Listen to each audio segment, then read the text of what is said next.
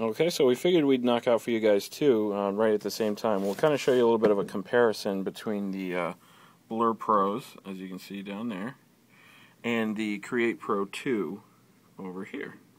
Originally retailing at $160 versus full retail on these ones being $180. Let's see if we can try and justify a $20 price increase. Because as we know, the Blur Pros are the ones that replace the Create Pro 2s. The Create Pro 2s were kind of the new option for last year. And then this year when the Blur Pros came out, those ones took over as kind of the top level, you know, the flagship boot in the line. So as of right now, the Blur Pros are out in 3 colors. The Create Pros were only made originally in 2 colors, at least for the 2s. So, like we said, let's try to find $20 of value in these that we don't have in these. Okay, so first of all, we have Under Armour's Fit Foam insole right here. We learned about that in the Create Pro video. We learned that it is dangerous and a pile of junk. We have the triangular studs on here. We have a riveted and bonded outsole right here, right at the very front of the shoe. You can see where it's bonded and riveted, that little UA rivet right there. And then on the heel, we have just kind of your standard hybrid blade/conical stud. They really don't have that conical shape that they advertise that they do. Obviously, you can see there's nothing conical about them, but nevertheless, up here is really, I imagine what they mean when they say the hybrid stud, but definitely triangular, no doubt about that, just like with the Audi Zeros. Actually, this outsole I kind of like. It is, it doesn't tear turf the way you'd want it to, but it is considerably more comfortable than this outsole, with a center stud that is good for pivoting, but outside studs and center studs that, quite frankly, you do feel a good amount of pressure on. And then a bladed stud at the heel that just isn't substantial enough and is just kind of removes your center of balance. So between the two, actually, I think I like the outsole on the Create Pro a little bit better. The Blur Pros, definitely lacking in the outsole department. Now, when it comes to the upper, and when it comes to the fit and feel, first of all, I just want to show you guys, these are both size 9s. Take a look at these two shoes, just kind of eagle eye, and you tell me if they look like they're the same size shoe. As you can see, this one's considerably longer. It has more of a point to the toe. This one has a wider toe box, but also something of a short toe box, which is a good thing. Definitely going to be a more athletic fit for you in there. Now, these ones right here have a toe box, first of all, that looks like a wingtip, and secondly, is about as tall as a toe box gets outside of a Vapor 6. So you got no fit and no feel to this upper. The thing looks like a boat on top of it. It doesn't fit anybody's foot.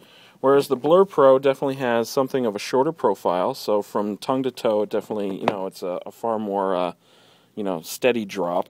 So it does kind of cradle the top of your foot a lot better. It also cradles the width of your foot better, but as you can see, still it is kind of a bit of a cavernous fit. Not nearly as bad as the Create Pro 2s, however. So that one, when it comes to the upper, we're definitely giving the advantage to the Blur Pro.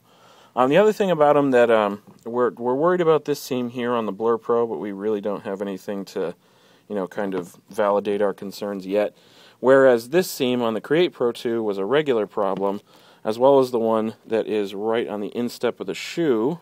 This seam right up top here, where that kind of silver meets the green on top, that one we know for a fact has been a problem since day one. So again, we're giving the upper to the Blur Pro. Is it worth 20 bucks? I don't think so. And as for the 4D Fit Foam on here, same drill. It's a push between the two. So again, we're struggling to find our $20 here. However, where I think we're going to make it up is most definitely in durability. Looks solid on these ones. We had a problem with rivets on these ones. We actually had a problem because that's a straight rivet right in the forefoot right there. And that straight rivet, as you're wearing a shoe, if it's a little bit too snug for you, if your toes actually make it to the end, which very few do, then you can actually get cut by it. No rivet on this one, so that's obviously not a concern. So there's a win for you. But really, fit and feel are the biggest thing for the Blur Pro that the Create Pro just never had. The Create Pro, at $160, that might be just the least justified you can find for an amount of money to put into a boot. $180 on this, while that is definitely heavy, I could much more easily see $180 for this one than I could for $160 on this one.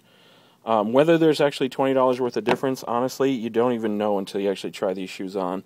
And then you start to realize that the difference in fit and performance between these two shoes, actually, there's no amount of money that can define the two. This one is just, it's more durable, it's far more comfortable, it actually fits your foot, and the Create Pro 2 is just an abomination, and I can't believe we still have them in our store. Anyway, so I think that's pretty much going to wrap up the comparison video. We have a lot more coming, guys, so definitely stay tuned. If you want to, again, like I said on the other one, if you want to be adventurous and pick up a Blur Pro, we'll have them up on the website at $162. And, but yeah, so definitely stay tuned, and thanks for watching this one as it is.